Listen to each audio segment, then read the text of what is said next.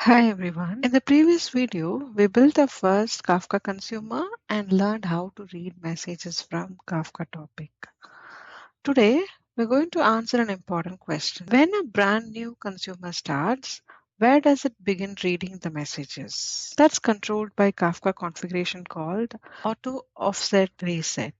Before running the program, let's look at the code. Most of this consumer is exactly the same as the previous video. The only two things I've changed is consumer ID, consumer group ID, and auto offset reset policy. So these values are getting picked from group ID. My group ID for this demo is going to be demo earliest, and my reset policy is earliest. I'm using the new group because Kafka tracks the progress of each consumer group independently. Since Kafka has never seen this group before, it doesn't know where to start reading.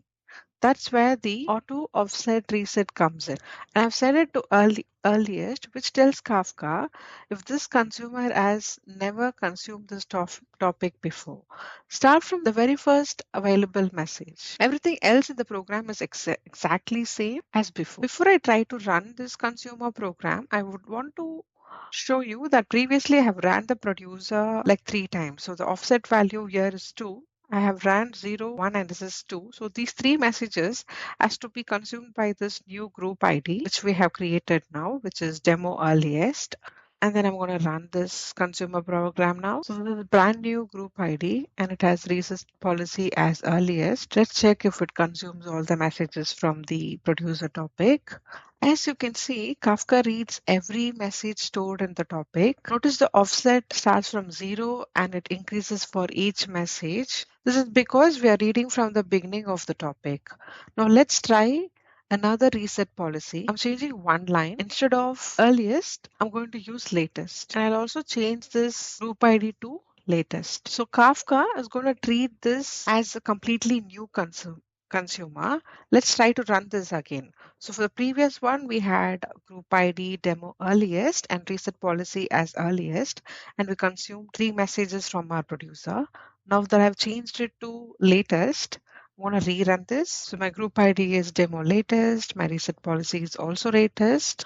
Notice that nothing happens, and that's expected. With latest, Kafka ignores all the existing messages and waits only for new ones. Now I'll run the producer, which is just Kafka producer, and I've triggered a new message in the producer. And when you look at the consumer now, there it is. The consumer immediately receives the new message because it started listening only for the events that arrived after it connected. Finally, there's another option called none. Unlike previous to, Kafka doesn't automatically choose where to start. If this consumer group has never committed an offset before, Kafka throws an error instead. So let's try to do that. I'm going to change the group ID to none and reset policy to none. So this is going to be a new consumer group ID and the policy is none. So this option is mostly used in advanced application where developers want complete control over offset management.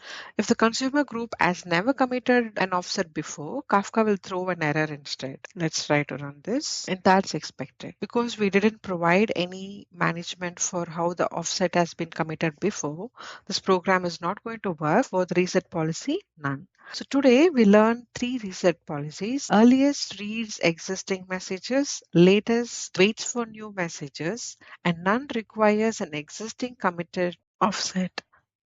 In the next video, we'll explore how Kafka remembers where a consumer stopped reading by using consumer groups and offset commits. Thanks for watching and I'll see you in the next video.